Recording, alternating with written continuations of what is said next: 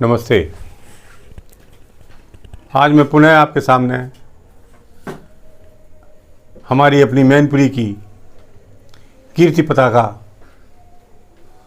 लेकर उपस्थित हुआ हूँ। मैनपुरी में जैसा मैंने कल कहा था,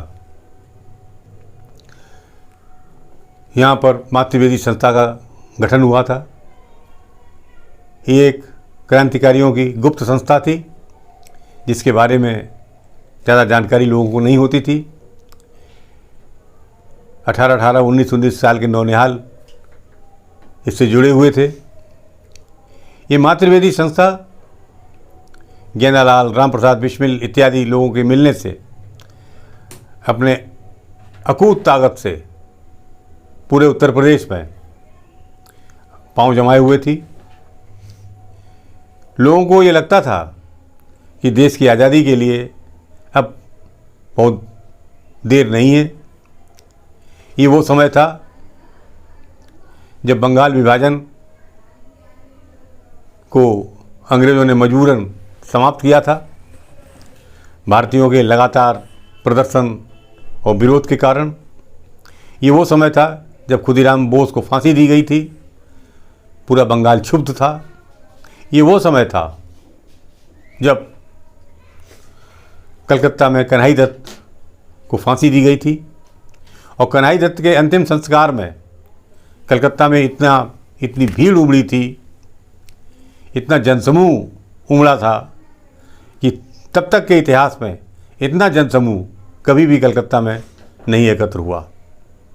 हमारे मैनपुरी के एक छक्कन लाल चौबे उस समय जब कन्हई दत्त की अंतिम संस्कार के लिए भीड़ उमड़ी थी, उसके प्रत्यक्षदर्शी थे और उन्होंने उस समय एक छंद लिखा था जिसमें था कि जिस तरह से सवेरा होने पर उल्लू छिप जाते हैं, इसी तरह से कन्हई दत्त की फांसी का मारतंड जब उदय हुआ तो अंग्रेजी शासक रूपी उल्लू छुप गए। उनकी अंतिम पंक्ति थी, पत्ता संभाल रही धरती कलकत्ता की। इतना भय व्याप्त हो गया था प्रशासन को उस भीड़ को देख करके। इन सब से प्रेरणा लेते हुए बंधुओं, मैं और बता दूं आपको, उस समय क्रांतिकारियों के जो प्रेरणा स्रोत थे वो थी लाला लाजपत राय द्वारा लिखी हुई मेदिनी की जीवनी और बंकिम चंद्र चटर्जी द्वारा लिखी हुई आनंद मठ। इन दोनों किताबों को पढ़ करके नवयुवक भारतीय स्वतंत्रता के लिए कृत संकल्प हो जाते थे। लेकिन मैनपुरी के नौजवानों के लिए एक तीसरी पुस्तक भी बहुत प्रेरणास्पद बनी और वो थी अमेरिका को आज़ादी कैसे मिली। बंधुओं, इस संस्था के 4 विभाग थे। एक विभाग था प्रकाशन विभाग, जो पैम्पलेट, पर्चे और पत्र वगैरह छापा करता था। एक विभाग था फाइनेंस का, जो ये कोशिश करता था कि संस्था को चलाने के लिए वित्तीय सहायता कहाँ से मिले, कैसे मिले। एक तीसरी इसका विभाग था सैन्य विभाग, जो लोगों को सेना की ट्रेनिंग देता था, किस तरह से काम करना है आपको, और साधन, बंदूकें, तलवार, ये सब चीज़ें कहाँ से मिलें, कैसे मिलें, इनको एकत्र करना भी इस विभाग का काम था। एक चौथा विभाग था गुप्तचरी का, और वो गुप्तचरी का विभाग 2 भागों में बटा हुआ था। एक तो अंग्रेज जो गुप्तचरी करते हैं उसके बारे में सजग रहना, दूसरे प्रतिगुप्तचरी, अंग्रेज़ों की भी गुप्तचरी करना, उन गुप्तचरों की गुप्तचरी करना और समय पड़ने पर उन गुप्तचरों को ठिकाने लगाना। ऐसे कई उदाहरण हुए। इस गेंदालाल दीक्षित को ओवरऑल पूरे यूपी की कमांड मिली हुई थी। मार्च 18 में यूपी के कई जिलों में बस्ती, गोंडा, बहराइच, तिलहर, मथुरा, एटा, इटावा, औरैया, लखनऊ, कानपुर, अनेकों जिलों में एक साथ पर्चे छपकर सवेरे लोगों को देखने को मिले। लोग चौंक गए। उन्हें तब लगा कि कोई गुप्त संगठन काम में है, प्रभाव में है। अंग्रेज इससे बहुत आशंकित हुए, लेकिन अंग्रेज समझ नहीं पा रहे थे कि संस्था कहाँ पर है, कैसे काम कर रही है। मैनपुरी में एक मेला लगा हुआ था, जो आर्य समाज मंदिर है आज का। इसमें मेला लगा हुआ था। उसमें एक पुस्तक बिक रही थी, अमेरिका को स्वतंत्रता कैसे मिली। वो पुस्तक धड़ाधड़ बिक रही थी। उस समय आर्य समाज के एक वकील थे, वो आर्य समाज के बड़े पक्के भक्त थे, आर्य समाज के प्रबंधक थे वो। उन्होंने देखा कि ये किताब बहुत बिक रही है। उन्होंने अपनी अंग्रेज भक्ति के कारण कलेक्टर राधा रमन को ये सूचना दी कि यहाँ क्रांतिकारी लोग इकट्ठे हो गए हैं, अमेरिका को स्वतंत्रता कैसे मिली, ये पुस्तक धड़ाधड़ बिक रही है।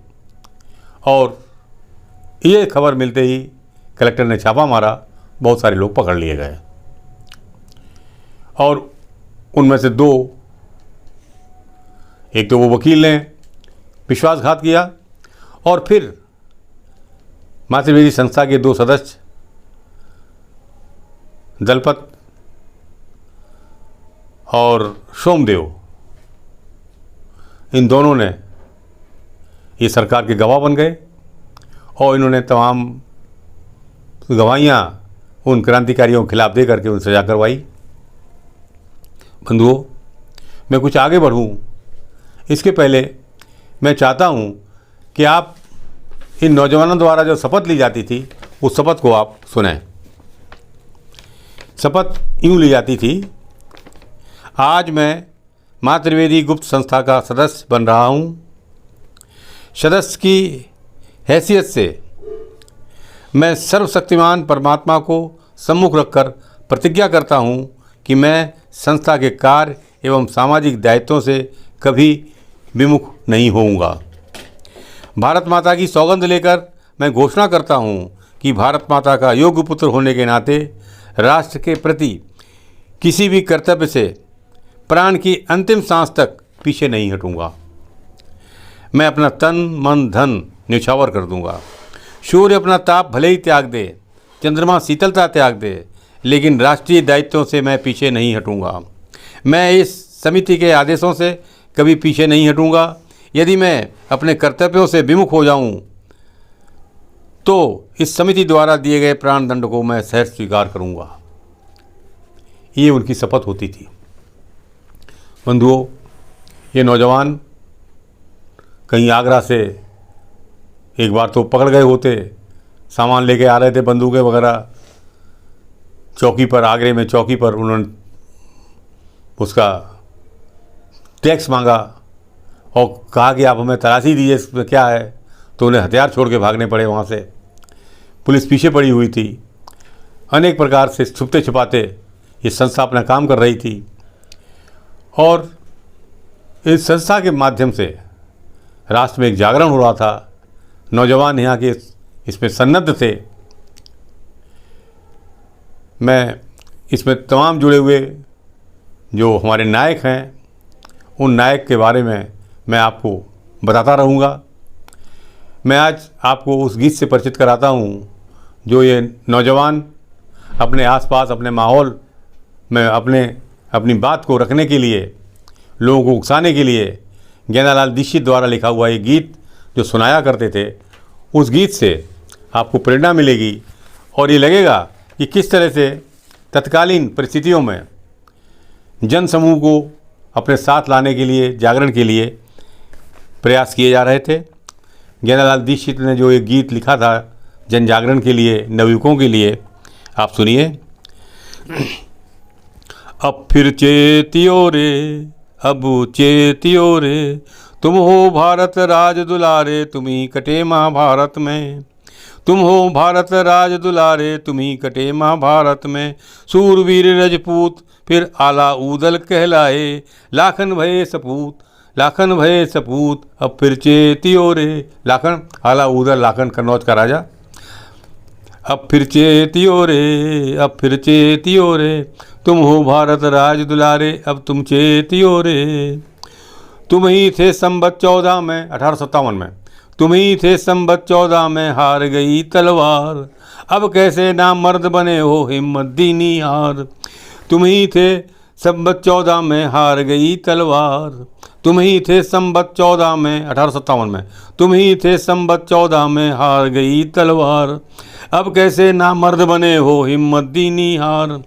अब फिर चेतियो रे, अब फिर चेतियो रे। जिस भारत में दूध की नदियाँ बहती थी हर आन, जिस भारत में दूध की नदियाँ बहती थी हर आन, वहाँ बहे अब रक्त गऊ का, उठो करो स्नान। वहाँ बहे अब रक्त गऊ का, करो उठो करो स्नान। अब फिर चेतियो रे, अब फिर चेतियो रे, तुम हो भारत राज दुलारे, अब फिर चेतियो रे, अब फिर चेतियो रे।